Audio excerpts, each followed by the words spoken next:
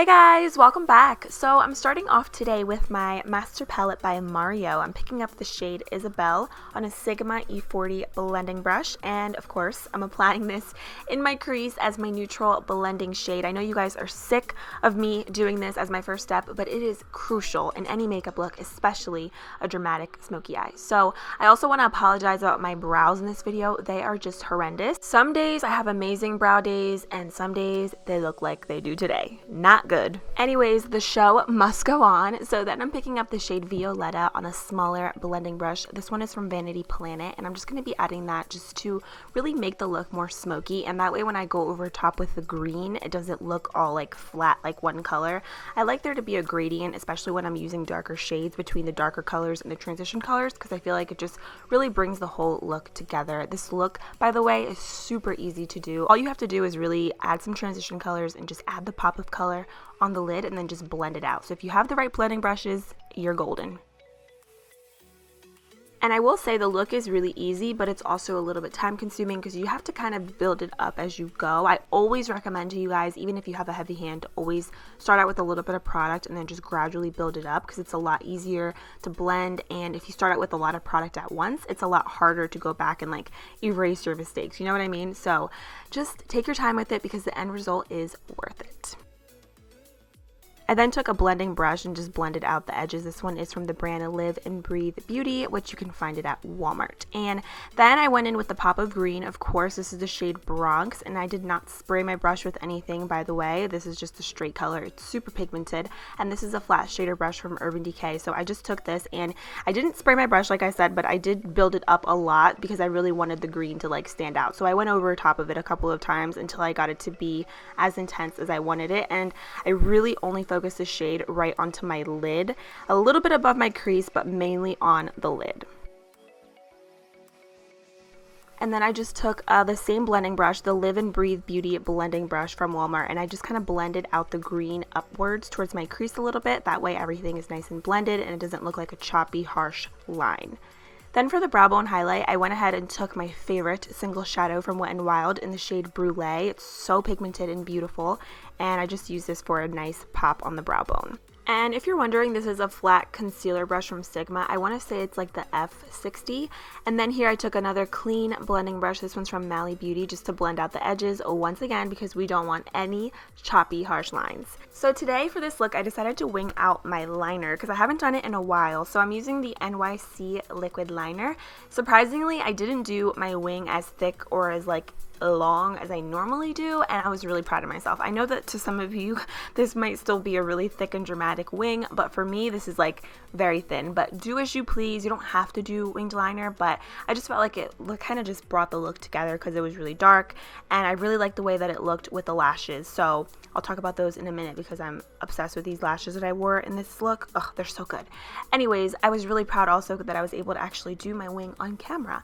So I'm going in with these Eyelure Gilded lashes. I found mine at Ulta, and you guys, these are the most beautiful drugstore lashes I have ever seen. Like, so fluffy, so dark, and just so bold, but they're still like wearable. Like, they're not gonna look like, you know, fur balls or like spiders on your eyes. They're just stunning. So I popped those on, and then I took the Parent Choice baby wipes, which are the ones that I use to just go ahead and wipe away any fallout. This is one of the main reasons why I always like to do my eyes before my face. That way when I go in with my foundation, everything looks nice and flawless, and I don't have any eyeshadow messing up my foundation.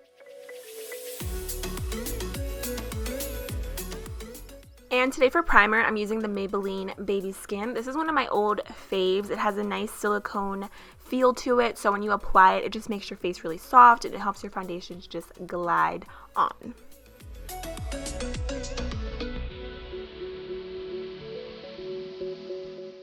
Then today for foundation, this is another one of my favorite foundations, the L'Oreal Pro Matte. This one's in the shade 206.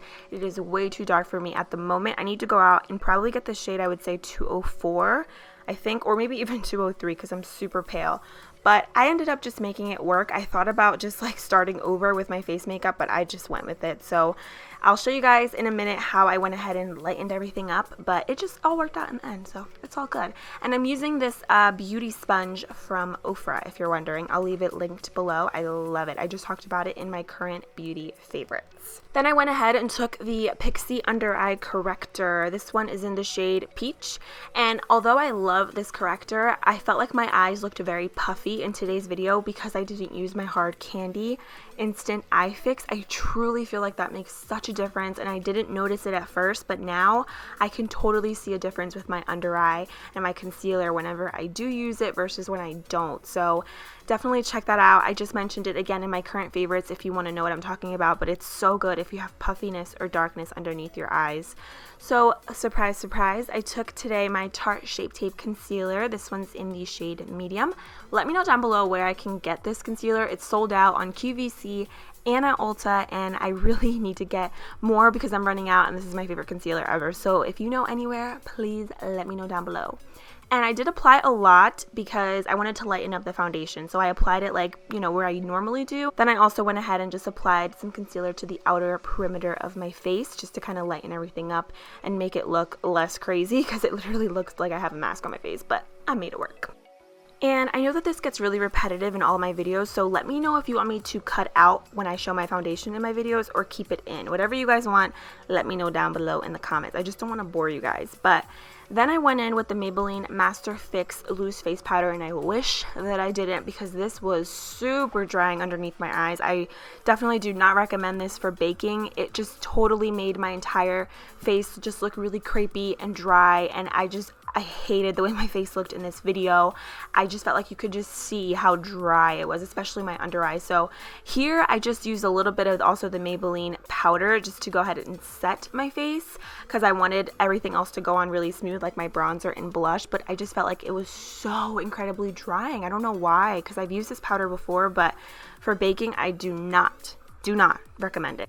So then I used the Wet n Wild contour kit. This one's in the shade Caramel Toffee with a Target brand contour brush. And I just went ahead and just chiseled out my cheeks, my forehead, everything per usual. I'll leave all the brushes that I use down below, by the way, if you guys are interested. And if you're wondering, since we're here, my shirt is from boohoo.com. I got it a few months back, but if I can find it, I'll link it for you guys. And then I got my choker from Amazon. So today for blush, I use Max Margin. It's one of my old favorites, and this is a Wet n Wild blush brush. I love this color because I feel like it just complemented the eyes really well with like the transition shades that I had. So this is just a really staple blush of mine because it goes with so many different makeup looks. I am obsessed. Then I just touch up my brows. I used my L'Oreal Brow Stylist Definer in the shade Brunette just because they were looking a little ashy from all the powder, so I just touched them up a little bit. Then I took the Real Techniques blush brush just to wipe away the bakage under there. Do you see how dry my under eyes look? Oh my goodness. So then I took the Blissful highlighter from Ofra on a fan brush. This one's from Royal & Langnickel, and I just went ahead and highlighted all the usual places on my face.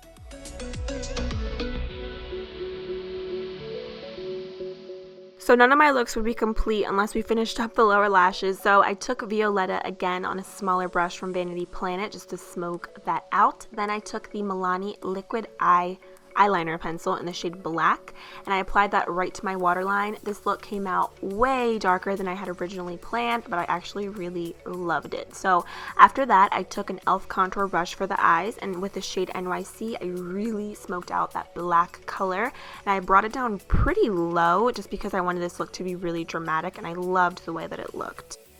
Finally, for my lips, I'm using the NYX lip liner, of course, in the shade Sugar Glass. I mean, I know I use this in a lot of looks, but it's just such a great universal lip liner. Like, it goes with so many different lip colors. That's why I just always go to it, and it's so creamy. So I always find mine at Ulta, and I highly, highly recommend it. Then to top that off, I'm using the Wet n Wild Matte Velvet Lip Color. I don't remember the name, but it'll be down below. And these are so similar to the e.l.f. matte lip colors. They're creamy, they're pigmented, they're comfortable on the lips. just absolutely stunning. But I wanted a glossy lip, so I took the NYX Butter Gloss in the shade Fortune Cookie, applied that right to the center of my lips, and that completes this look. So I hope you guys liked this makeup look. Let me know down below if you celebrate Thanksgiving. If so, what are you doing? I would love to hear. I'm so thankful for you guys. Thank you so much for the continued love and support. I appreciate you. I love you guys, and I'll see you soon in a few days in my next video. Bye!